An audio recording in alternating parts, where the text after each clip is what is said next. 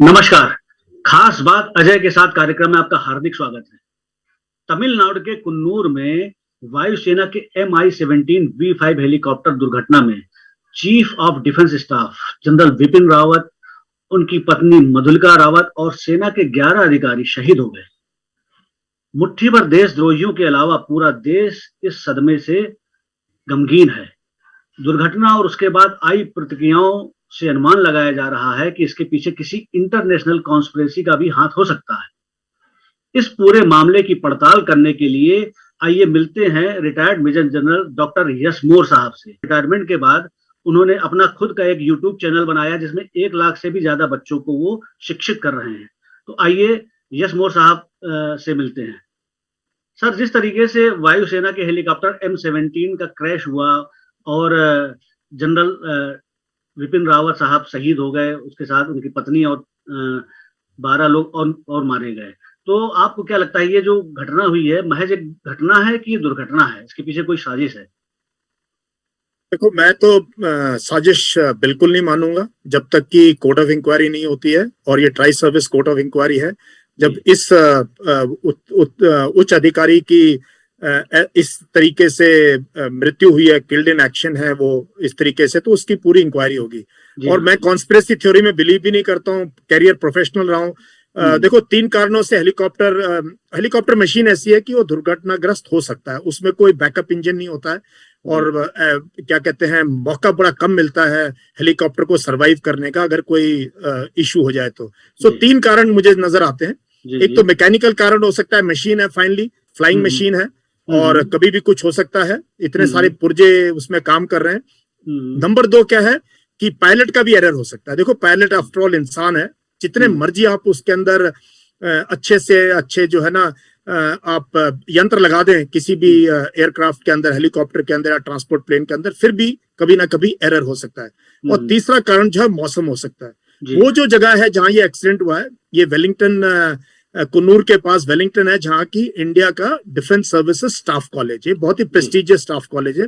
ये वहां लेक्चर देने जा रहे थे और मैं वहां पर स्टूडेंट भी रह चुका हूँ 96-97 में, और फिर मैं वहाँ डायरेक्टिंग स्टाफ कह लो या हिंदी में कहो तो अध्यापक के तौर पे ऐसे फुल कर्नल वहाँ ऑफिसर्स को पढ़ा भी चुका हूँ 2007 से लेके 2009 तक जी। और तकरीबन इन्हीं सर्कमस्टांसेस मुझे आज याद आ रहा है, 2008-9 की बात है।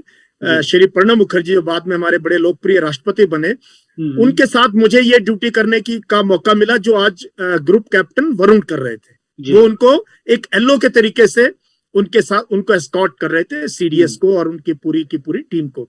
तो मुझे ये मौका मिला, और उस दिन भी इसी प्रकार से लो क्लाउड्स आ जाते हैं वहां पे। और क्या है ना, ये छोटा सा जो हेलीपैड है, ये एक वेलिंगटन जिमखाना क्लब है, बहुत ही खूबसूरत, ऐसे लगता है कोई इंग्लैंड की कोई जगह हो। और वहां गोल्फ कोर्स है, बीच में ग्राउंड है जहां क्रिकेट मैचेस भी होते हैं, बड़ा अच्छा पेविलियन, उसके बीच में, बिल्कुल बीच में हेलीपैड है। वहां अचानक जो है बादल आ जाते हैं कई बार, और हेलीकॉप्टर अगर जमीन पे तो उड़ नहीं सकता है, और आ रहा है कहीं से तो अप्रोच नहीं कर सकता है। तो मुझे याद है 2008 में मैं और प्रणब दा और हमारे कमांडेंट स्टाफ कॉलेज, हम 2 घंटे तक वेलिंगटन जिमखाना के पेविलियन में बैठे रहे, चाय पीते रहे, बातचीत करते रहे, क्योंकि हमारा हेलीकॉप्टर उनका जो है सुलूर से यहाँ लैंड नहीं कर पा रहा था। तो ये पहुंच गया है वहां पे, 5 मिनट थे लैंडिंग में सिर्फ। तो वो जो घटना हुई है बहुत नजदीक हुई है, पेड़ों में जाके टकराया। जिन लोगों ने देखा है उन्होंने क्रैश होते हुए देखा है। तो मैं ऐसे कैरियर फौजी, ऐसे प्रोफेशनल, मैं बिल्कुल भी किसी भी कॉन्स्पिरेसी थ्योरी को टोटली रूल आउट करता हूं जब तक कि इन्वेस्टिगेशन टीम कोई ना कोई वो कर। एंड दूसरी बात, ऐसा कोई थ्रेट परसेप्शन भी नहीं था। और तीसरी बात, वो भी तमिलनाडु में जाके, मतलब मुझे ये कोई, और वो भी स्टाफ कॉलेज हमारा, जहां पर कि मतलब कोई ऐसी कोई एंटी नेशनल एक्टिविटी नहीं है, कोई लोग बड़े अच्छे हैं, सब तरह का वो है। तो मैं इस प्रकार की जो है थ्योरी लोग चला भी रहे हैं, उनको भी मैं सचेत करूंगा कि प्लीज ये बात ना करें, ये एक दुर्घटना है और ये बहुत बड़ा सदमा है देश के लिए, हम लोगों के लिए जो यूनिफॉर्म में। और आपने देखा भी इस प्रकार से, मैंने अपनी जिंदगी में एक मिलिट्री लीडर के लिए इस तरीके का भाव देश में मैंने अपनी जिंदगी में नहीं देखा। तो इसको हमें सम्मान देना चाहिए, और इस प्रकार की बात को ना ही करें तो अच्छा है। जो देश के जाने माने रक्षा विशेषज्ञ हैं ब्रह्मचलानी साहब, उन्होंने अपना एक ट्वीट किया है कि 2020 में ताइवान के सीडीएस भी इसी तरीके से हेलीकॉप्टर क्रैश में मारे गए थे। तो उन दोनों को इन्होंने घटनाओं को एक समानता कहीं ना कहीं देखते हुए इशारा किया है उन्होंने, और अलग अलग संभावनाएं जताई जा रही हैं। इस बात से भी नहीं इनकार किया जा सकता है कि शायद साइबर अटैक का भी परिणाम इसको बताया जा रहा है। कुछ लोग ये भी कह रहे हैं कि लिट्टे के जो स्लीपर सेल हैं वो भी इसमें शामिल हो सकते हैं। तो जैसे कि आप कह रहे हैं कि अजय जी, आप इसको डिनाई कर रहे हैं, बहुत फार फेच्ड है, प्लीज, ये बहुत फार फेच्ड है। हाँ, एलटीटी का ध्वस्त हो चुका है जी, और अभी ना उसको उजागर करना ना, आप जैसे किसी मरी हुई चीज को जिंदा करने की कोई कोशिश कर रहा है। मैं पहली बार सुन रहा हूँ ये कि लिट्टे को भी कोई क्रेडिट देना चाहता है कोई। साइबर इम्पॉसिबल है। एक फ्लाइंग हेलीकॉप्टर को, वो कोई हेलीकॉप्टर है, वो कोई ड्रोन या यूएवी तो है नहीं जो कि ग्राउंड से कंट्रोल है। पायलट कंट्रोल कर रहे हैं, 2 पायलट है, उसके अंदर वीआईपी फ्लाइट है, वीवीआईपी फ्लाइट है वो, जिसके ऊपर की इतने जबरदस्त चेक होते हैं बिफोर फ्लाइंग।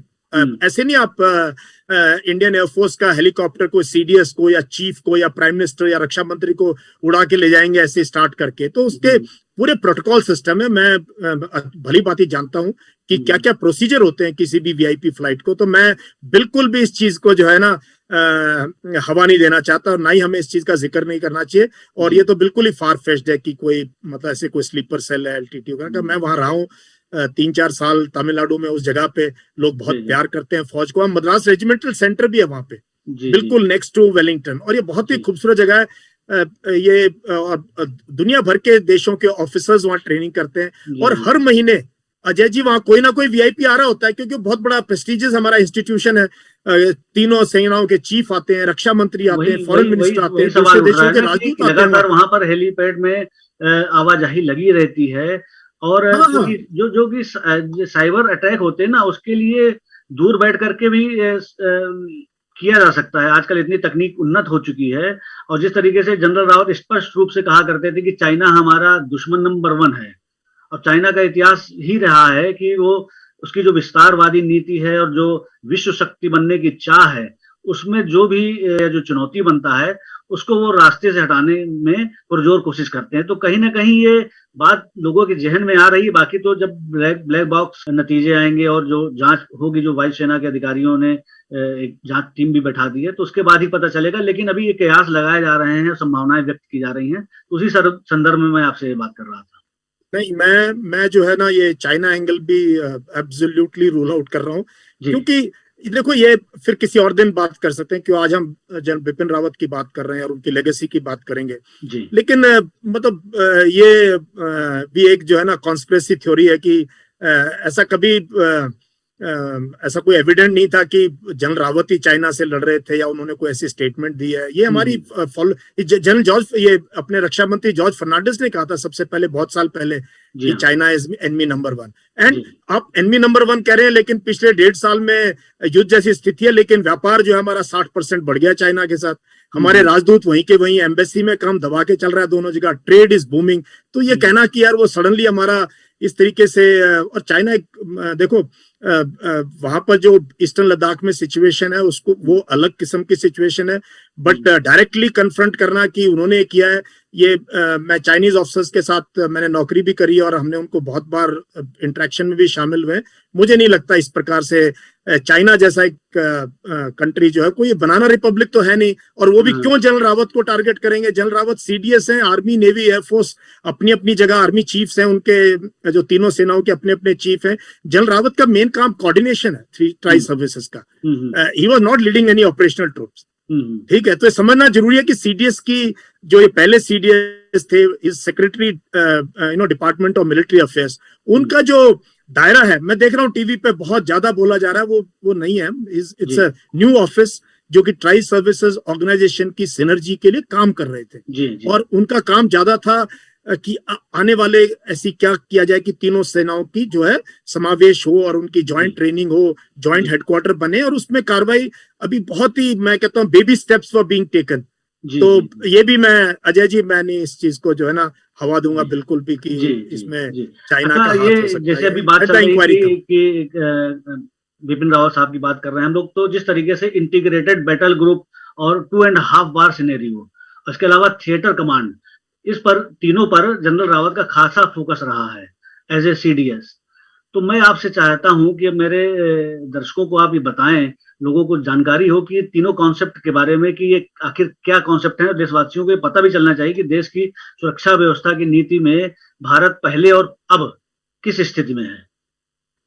देखिए, ये 3 इशू आपने उठाए। सबसे पहले मैं इंटीग्रेटेड बैटल ग्रुप की बात करूंगा। जी ये कोई नई चीज नहीं है, ये कोई जनरल रावत ने नहीं स्टार्ट करी। ये पिछले 7-8 साल से फौज में इस चीज का जो है विचार विमर्श चल रहा है कई सालों से, जी कि भाई हम जो जिस तरीके से हम लड़ रहे हैं वेस्टर्न सेक्टर में, मैं अभी बात कर रहा हूँ वेस्टर्न सेक्टर की, integrated battle groups western sector के लिए हैं, जो कि पाकिस्तान सेंट्रिक है, जो कि आप समझे अखनूर जो लो हिल से लेके और रन तक का है, जहां पर कि हम सोचे जो हमारा पुराना सिस्टम है, पहले कोर हेडक्वार्टर्स है, स्ट्राइक कोर है, होल्डिंग कोर है, और फिर डिविजन्स हैं जो लड़ेंगे, उनके नीचे आर्मर्ड अलग है, इन्फेंट्री अलग है। तो उसकी तरफ ये एक नया कॉन्सेप्ट ट्राई हो रहा है, बट इतना नया भी नहीं है। अमेरिका ने इस तरीके की लड़ाई गल्फ वॉर में लड़ी है इंटीग्रेटेड बैटल कॉन्सेप्ट से।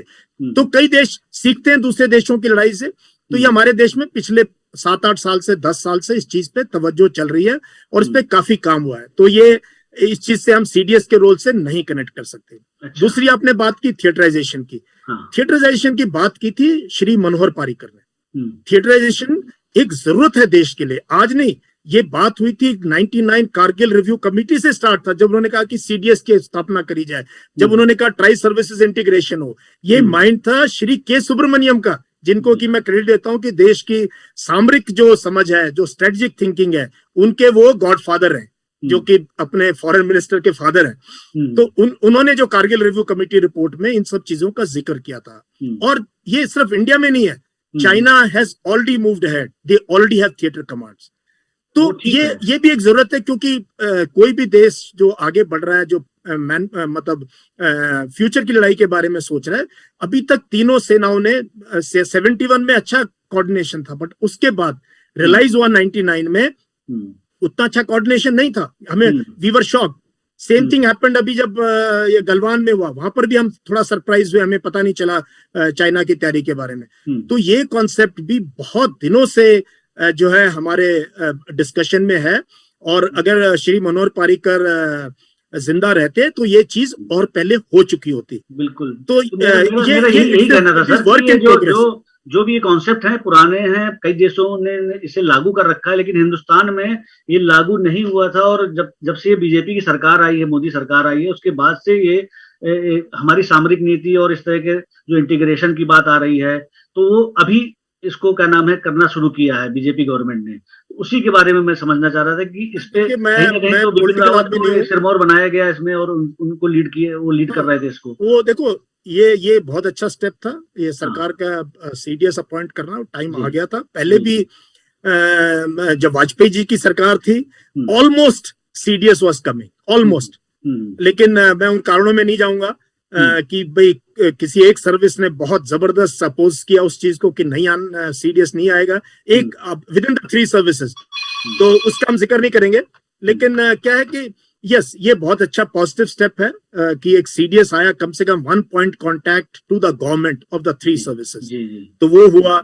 Department of military affairs establish हुआ है, और general Rawat was a suitable person. देखो, पहले वाइस चीफ रहे, उससे पहले आर्मी कमांडर रहे सदर्न कमांड के, उन्होंने 3 कोर कमांड किया नॉर्थ ईस्ट में, फिर वो वाइस चीफ रहे, फिर उनको चीफ बनाया गवर्नमेंट ने। तो he was a right person. एक कंटिन्यूटी थी ऑफिस की, वो समझते थे। जब 3 साल चीफ रहे, chairman chief of staff committee रहे, तो तीनों सेनाओं की क्या सोच है उसको वो समझते थे। तो this was a very good step, and the government has been working on it. That देखो, क्रेडिट हम देंगे सरकार को, बट ये चीजें सब हमारे देश में ना रिफॉर्म्स आने में, अजय जी आप मानोगे कि टाइम लगता है, बिल्कुल वक्त लगता है। हमारे जिस तरह से हमारी डेमोक्रेसी मूव करती है, हमारे सिस्टम मूव करते हैं, ब्यूरोक्रेसी मूव करती है, और कई चीजों में ज्यादा वक्त लगता है। I wish as a professional soldier, as somebody who has been watching this space for many years, कि ये 10 साल पहले होता और भी अच्छा होता। पहले की सरकार की जो नीतियां थी, या जिस तरह से वो एक्शन लेते थी गवर्नमेंट, और जो मोदी सरकार है, उसमें कहीं ना कहीं अंतर तो है ही। जैसे कि 26/11 हुआ था जब हमारे देश में, तो कमांडो फोर्स पहुंचने में 8 से 10 घंटे लग गए थे। जिस तरीके से उसके बाद भी सरकार का जो रवैया रहा, ओबामा ने अपनी किताब में भी लिखा है कि जब उन्होंने मनमोहन सिंह जी से पूछा कि जब आपने 26/11 के बाद कोई कड़ा एक्शन क्यों नहीं लिया? तो उन्होंने कहा कि एक समुदाय विशेष को इसमें दिक्कत हो जाती है, सही उनको संदेश नहीं जा रहा था, इसलिए हमने इस पे एक्शन नहीं लिया। ये उन्होंने अपनी किताब में लिखा है। तो कहीं ना कहीं नीतियों में बदलाव आया। मेरा सवाल आपसे ये था। देखो अजय जी, नीतियों में बदलाव है, कहीं ना कहीं मान रहा हूँ, लेकिन तीनों सेनाओं में अगर इस चीज को हम राजनीति के एंगल से देखेंगे, मैं बिल्कुल इसको जो है ना नहीं चाहूंगा, बिकॉज डिफेंस फोर्सेस हमारी देश की एक ऐसा इंस्टीट्यूशन है जो अपॉलिटिकल रहा है, और यही हमारे देश की ताकत है। तो जो सरकार पावर में है, मतलब, बट ये नहीं मैं कहूंगा कि पिछली सरकारें एंटी नेशनल थी, उन्होंने नहीं सोचा, ये बात बिल्कुल दुरुस्त नहीं है। 74 में हमने किया ना न्यूक्लियर ब्लास्ट, 71 में हमने किया ना बांग्लादेश को आजाद, 93,000 प्रिजनर्स लिए ना। तो ये सब चीजें तब हुई जब, ये थोड़ा कि ये मैं तो पुंछ राजौरी में नौकरी करी है। पंजाब की इंसर्जेंसी किसने सॉल्व की? पंजाब की इंसर्जेंसी। आप लोगों को शायद पता नहीं होगा पंजाब के आतंकवाद में क्या हालत है। मैं पंजाब में रहा हूँ, पट्टी, तरन तारण, हरीके, भिखीविंड। मैं साउथ कश्मीर में नौकरी करी है, पुंछ राजौरी में करी है। ऐसी बात नहीं, हमारे पास इंडिपेंडेंस रही। Yes, as a nation has grown. अभी हमारी इकोनॉमी भी बड़ी होगी, हमारी क्षमता बढ़ गई है देश की हमारे। लेकिन अभी चैलेंज भी आप देखो, चाइना के साथ हमारा 62 से ठीक ठाक चल रहा था। अभी क्या कारण है कि हमने जो LAC जो पीसफुल थी, वो दूसरी सर्दी हम अभी काटने वाले हैं वहां पे उन पहाड़ियों पर। मतलब किसी ना कहीं ये सोचो ना कि क्या कारण है कि हम चाइना, जो 5 बार प्रधानमंत्री चाइना गए, 3 बार चाइना के प्रीमियर यहाँ पर आए, इतनी अच्छी घनिष्ठता, सडनली क्या हो गया कि कहीं ना कहीं डिप्लोमेसी भी ने सफर किया ना इस मामले में, कि क्यों हम चाइना से बातचीत नहीं कर पाए, क्यों नहीं हम इस चीज को 13 कोर कमांडर लेवल के टॉक में, हर टॉक में फॉरेन मिनिस्ट्री का रिप्रेजेंटेटिव भी होता है, क्यों नहीं ये हम मसला सुलझा पाए कि जो सेक्टर स्पेसिफिक था, it was just limited to that sector. क्यों नहीं हमें अर्ली वार्निंग मिली कि तो मैं जो है इसको ना राजनीतिकरण नहीं करना चाहिए। डिफेंस के किसी भी काम को मैं यही मतलब आपको भी कहना चाहूंगा, और आपकी तरह जो भी इस तरीके के वो करके लेते हैं, इसको बिल्कुल पॉलिटिक्स से नहीं जोड़ना चाहिए। ये देश सबका है, और मैं ये नहीं मानता कि जब से देश आजाद हुआ है, हर एक कोई जो रक्षा मंत्री रहा है, प्रधानमंत्री रहा है, और देश के लोगों ने बहुत सम्मान दिया है, बहुत स्नेह दिया है फौज को। और मेरी तीसरी पीढ़ी फौज में, मेरे फादर भी फौज में थे, तो मैं ये कभी बिल्कुल नहीं मानूंगा हमने 65, 71 उसके बाद भी इतनी देश ने क्या क्या झेला है, कितनी मुसीबतों से। पंजाब में क्या हुआ, उसके बाद नॉर्थ ईस्ट जल रहा था, फिर श्रीलंका हो गया। तो it is a way of growing of a nation. तो नेशन की अभी पोजीशन अलग है। और ज्यादा देखो अजय जी, मैं ये मान रहा हूँ, देश में अभी भी अगर 25-30% लोग हमारे गरीबी रेखा से नीचे है ना, तो हमें क्या चाहिए? इस देश को सबसे पहले अपने लोगों को ऊपर, तभी तो हम चाइना के साथ compete करेंगे, यूरोप के साथ compete करेंगे। अगर हम सिर्फ लड़ाई की बात करते रहेंगे, तो हम एक तरफ तो हम जो है ना एक वॉर मॉन्गरिंग टाइप में, दूसरी तरफ हमारे देश के इतने लोग वो रह जाएंगे। तो हमें सोचना है कि कितना हमें रक्षा पे खर्च करना है, कितने देश के जो है बाकी sector. Health requires tremendous investment, education requires tremendous investment, infrastructure requires tremendous, jobs have to be created. So we are still a developing country in many factors, and China की इकोनॉमी 5 गुना हमसे बड़ी है। हम क्यों दुश्मनी कर रहे हैं? ये हमें हमारी डिप्लोमेसी को, पॉलिटिकल लीडरशिप को सोचना चाहिए। दुश्मनी कौन कर रहा है? जैसे चाइना का तो विस्तारवादी रवैया है, तो वो दुश्मनी करता है। हम तो अपनी सीमा की सुरक्षा पर ध्यान दे रहे हैं। जैसे कहा जाता है ना कि offence is the best defence, तो उस नीति पे सरकार चलती है, हिंदुस्तान चलता है, और ये सही तरीका भी है। अभी एक बात आ रही थी कि 2.5 वार सिनेरियो, उसके बारे में मैं जानना चाहूंगा कि दर्शकों को थोड़ा सा आप बताएं कि ये क्या था इनका। 2.5 वार की भी बात पिछले 10-15 साल से चल रही है कि एक फ्रंट होगा पाकिस्तान के साथ, दूसरा फ्रंट होगा चाइना के साथ, और हाफ फ्रंट इज इंसर्जेंसी जो हमारे। बट मैं इस चीज को ना ये कहने के लिए ठीक है, बट 99 जब कारगिल की लड़ाई हुई, क्यों नहीं 2 फ्रंट हुआ? चाइना ने एक भी स्टेटमेंट एनडी इंडिया ने दी, चाइना ने एक भी कश्मीर पे एक बार भी पाकिस्तान को सपोर्ट नहीं किया। मुशर्रफ चाइना गए मदद मांगने के लिए जब कारगिल की, आपने टेप सुने होंगे कारगिल के, जो टेप्स रिकॉर्ड करके पूरी दुनिया के आगे चलाए गए, जब मुशर्रफ अपने चीफ ऑफ स्टाफ से बात कर रहे थे कि मैं चाइना में हम मदद, बट चाइना ने कोई मदद नहीं दी। So China is a responsible power. ये कह के विस्तारवादी, ये ठीक है कहने के लिए, एक उन्माद खड़ा करने के लिए देश में अच्छी बात है। तो चाइना ने अगर वो होता तो 62 में वो तो कहीं भी पहुंच सकते थे। And still they are very strong, very very strong military. उनकी सबसे बड़ी नेवी बन गई अभी। तो वो आई डोंट थिंक वो उनकी क्लेम लाइन है। मैं ये मानता हूं, मैंने लद्दाख में 2 टेन्योर किए हैं, कमांडिंग ऑफिसर भी रहा हूं, फिर जीओसी के तौर पे भी रहा हूं। हमें कहीं ना कहीं चाइना के साथ बातचीत करके इस मसले को सेक्टर बाय सेक्टर सुलझाना चाहिए, क्योंकि हमारे देश के हित में है। हम दोनों फ्रंट पे अगर दुश्मनों को पाल लेंगे और चलती रहेगी ये दुश्मनी, और ये एलएसी जो पीसफुल रही है इतने सालों से, एक गोली नहीं चली है, उसको अगर एलसी में कन्वर्ट कर देंगे तो हमारा फायदा है या नुकसान, हमें ये भी सोचना चाहिए। तो कहीं ना कहीं मतलब मैं इस चीज को ज्यादा वो नहीं देता हूं। मैं ये हमेशा ही मानता हूं, even with Pakistan we should as a soldier. बताइए, क्वाड देश हैं जिन्होंने प्रशांत सागर में अपनी फौजों को और डिफेंस को और मजबूत करने के लिए साझा समझौता किया है, तो क्या वो मतलब कि वो सही नहीं है क्या फिर? नहीं, वो ठीक है। देखो, क्वाड का जो कॉन्सेप्ट है ना, क्वाड पहली बात कोई फॉर्मल ग्रुपिंग नहीं है, ये बहुत ही इनफॉर्मल ग्रुपिंग है। कोई हेडक्वार्टर नहीं है, कोई फोर्सेस नहीं है, कोई मिलिट्री अलायंस नहीं है। एंड अजय जी, देश की कई नीतियां 1950 से वही चल रही है, चाहे सरकार कोई भी हो। हम आज तक किसी मिलिट्री अलायंस का हिस्सा नहीं हुए, and that has served in good state. अभी हम कोई मिलिट्री अलायंस नहीं है, क्वाड मिलिट्री अलायंस नहीं है। और जब क्वाड की मीटिंग हुई वॉशिंगटन डीसी में, पहली बार फिजिकल मीटिंग हुई चारों देशों के राष्ट्रीय अध्यक्षों की, चाइना का नाम भी नहीं लिया गया। चाइना का नाम नहीं लिया उसमें कहीं भी, आप उस स्टेटमेंट को पढ़िए। तो quad, China calls it NATO of the east. तो इंडिया को बड़ा समझ के काम करना पड़ेगा इस चीज के ऊपर। हम मिलिट्री अलायंस का हिस्सा नहीं बन सकते अगेंस्ट चाइना। चाइना हमारा नेबर है। आप ज्योग्राफी से कैसे लड़ोगे? अमेरिका कितना दूर हमारे से, और अमेरिका का आप इतिहास उठा के देखो, सेकेंड वर्ल्ड वॉर से कब किसकी मदद अमेरिका ने करी है या नहीं करी है? क्या हम अमेरिका के पाले में जाना चाहते हैं अभी? तो quad is okay to checkmate China where our interest lies. Our interest lies in Indian Ocean region. वो हमारा स्ट्रेट ऑफ मलक्का से स्ट्रेट ऑफ हॉर्मुज, अरेबियन, यहाँ हमारे अंडमान निकोबार, इधर Lakshadweep, Sri Lanka, this is our sphere of influence. तो ये हमें चाइना के साथ मतलब एक कन्फ्रंटेशन में आने का, मैं यही कह रहा हूं एज ए सोल्जर की, कन्फ्रंटेशन अमेरिका के बेस पे आने का हमारे लिए नहीं है फायदा। हमें चाइना का सबसे बड़ा ट्रेडिंग पार्टनर हम है। तो एंड इतना ग्रेट सिविलाइजेशन है, जितनी बड़ी हमारी सभ्यता उतनी चाइना की है, और हमारे पड़ोसी और पड़ोस में रहेंगे ही रहेंगे। वो ज्योग्राफी के साथ कैसे लड़ सकते हो आप?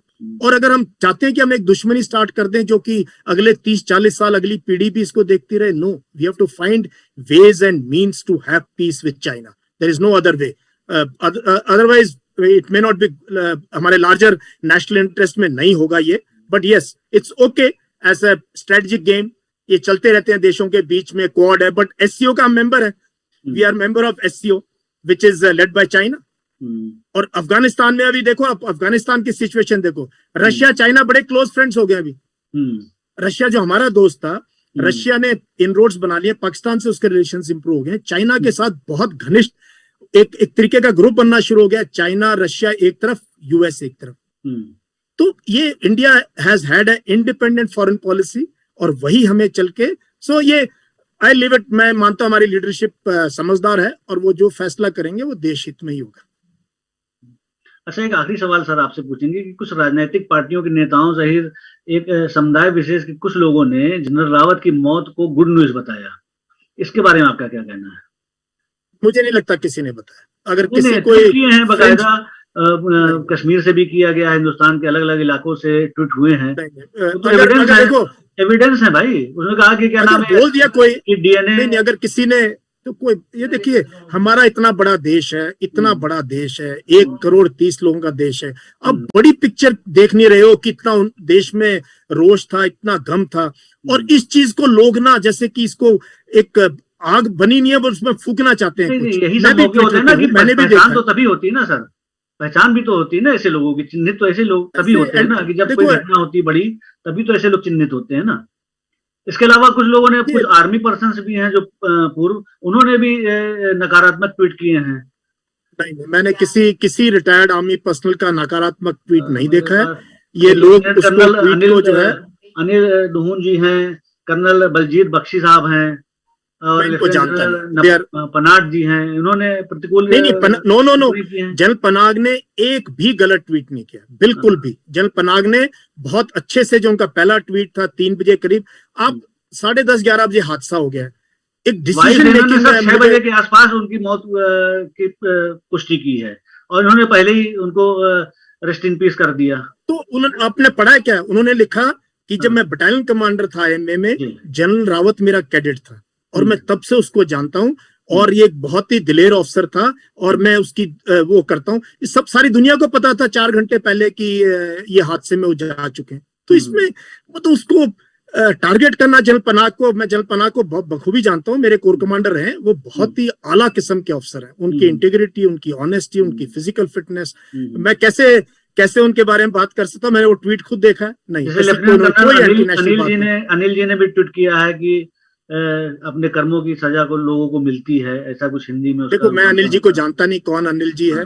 कोई छोटा मोटा अगर किसी का कोई गिला शिकवा है तो उसको इग्नोर कर देना चाहिए। जी जी, ये कोई पर्सनल एंगल है, बट अदरवाइज मैंने इतनी ज्यादा इमोशनल देश के अंदर पहली बार देखा है। उस चीज को रिकॉग्नाइज करिए आप। ये फ्रिंज एलिमेंट अगर 1%, आधा परसेंट, उससे भी कम, अगर 99 में से 0.001 पर कह भी दिया तो उसको इग्नोर करना ही आप और मेरे लिए अच्छी बात है। स्पेशली जर्नलिस्ट को बड़ा इस चीज को ना रिस्पॉन्सिबली इन इश्यूज को उठाना चाहिए। हम ना कॉन्स्पिरेसी थ्योरी और उसको लेके एक हवा देने की कोशिश है। और तो और मैं एक और बड़ा डेंजर देख रहा हूँ अजय जी, इनकी जो है मृत्यु को सैम मानेकशॉ की मृत्यु के साथ जोड़ा जा रहा है। अच्छा, मतलब ये क्या कंपैरिजन। हम ये हर चीज सोशल मीडिया में एकदम पॉलिटिकल बन जाती है, जो कि नहीं होनी चाहिए। एक मिलिट्री एक्सीडेंट है ये, और इसको मिलिट्री अंदाज से उस प्रकार से देश को, क्योंकि जितना अपना राजनीति मिलिट्री के अंदर लाएंगे अजय जी, ये फ्यूचर के लिए बिल्कुल ठीक नहीं है देश के लिए। अगर मिलिट्री के इश्यूज को हम राजनीति के पखवाड़े में लाके खड़ा कर देंगे, ये हमारे लिए बहुत अच्छी बात नहीं जी। ये देश के लिए अच्छी बात नहीं है। मिलिट्री इज मिलिट्री, और मिलिट्री शुड रिमेन अपॉलिटिकल, और उसमें उसको घसीटने की कोशिश, उसका इस्तेमाल करने की कोशिश बिल्कुल नहीं होनी चाहिए अपने राजनीतिक रोटी सेकने के लिए। मैं तो ये कहता हूँ। बिल्कुल बिल्कुल, बस हम तो यही चाहेंगे कि जो भी as a CDS Bipin Rawat sahab कर रहे थे, या जो सरकार के दिशा निर्देशन थे उसके आधार पे वो चल रहे थे, तो जो अब नए CDS आएंगे वो जो भी ये इस तरीके के जो भी पॉलिसीज थी उसको और तेजी से आगे बढ़ाएं, और यही उनके लिए मेरे ख्याल से सच्ची श्रद्धांजलि होगी। एब्सोल्युटली एब्सोल्युटली, और मुझे पूरा भरोसा है अपनी देश की लीडरशिप पे, मिलिट्री लीडरशिप पे, पॉलिटिकल लीडरशिप पे, कि भाई वो they will select the best person possible. और जो भी आएगा, देखिए वो ऑफिस तो वही है। बिल्कुल। ये थोड़ा कि अगर जनरल रावत चले गए तो उनके सेक्रेटरी वही है, उनकी पूरी जो फाइल्स जो है सारा का सारा वही है। तो हमारे देश में जो है लोग आते हैं जाते हैं, लेकिन काम चलता रहता है। और यही एक सच्ची श्रद्धांजलि है एक ऐसे एक आउटस्टैंडिंग मिलिट्री ऑफिसर के लिए, जनरल रावत के लिए, कि उनका काम चलता रहेगा और उनको याद करते रहेंगे लोग। तो इतना ही मतलब हमें सोचना चाहिए इस मामले में। इट्स एन एक्सीडेंट, हो गया है, अभी हमें आगे बढ़ना है। कोई मतलब we are a big country, we can surely, मतलब इसको हम आगे निकल सकते हैं इस चीज से। बिल्कुल बिल्कुल, हम यही चाहेंगे कि, और देश भी यही चाहेगा कि ये जो ये सदमा लगा है देश को, इस सदमे से जल्दी उभरे हमारा देश भी और हमारे सेना भी, और नए मुकाम पर पहुंचे, और नए तरीके से जो भी, जैसे थिएटर कमांड की बातचीत आई थी, और या जो भी और भी जो पॉलिसीज हैं, जो आपस में इंटीग्रेशन की बातचीत है, कोऑर्डिनेशन की बात है, जो पहले से चली आ रही है, आप जैसे कह रहे हैं, उसको और पुख्ता तरीके से देश के जो भी लीडरान हैं और जो भी सेना के उच्च अधिकारी हैं, वो उसको अच्छी तरीके से आगे फॉलो करें। यही हमारा अपना कहना है जी। आपसे बात करके बहुत अच्छा लगा सर, और आपने एक नया दृष्टिकोण दिया, क्योंकि अभी भी मीडिया में बहुत तरीके की बातचीत आ रही हैं और बहुत तरह के कंफ्यूजन है, लेकिन उसको आपने सिरे से खारिज किया, और आपने कहा कि ये प्योर एक्सीडेंट लग रहा है, और जब तक सारी रिपोर्ट्स नहीं आती तब तक इसको किसी भी तरीके के कयास और इफ बट में ना जाएं हम लोग, तो ही बेहतर है। ये आपका अपना वर्जन है, ये आपका कहना है मेरे ख्याल से। बिल्कुल बिल्कुल, आई स्टैंड बाय दैट जी। तो आपने हमारे लिए वक्त निकाला, हमारे चैनल के लिए, इसके लिए आपको बहुत बहुत शुक्रिया, बहुत बहुत धन्यवाद। तो ये थे मेजर जनरल रिटायर्ड यस मोर साहब। अगले हफ्ते हम फिर किसी शख्सियत के साथ किसी खास मुद्दे पर आपके साथ हाजिर होंगे। तब तक के लिए देखते रहिए हिंदी खबर। जय हिंद।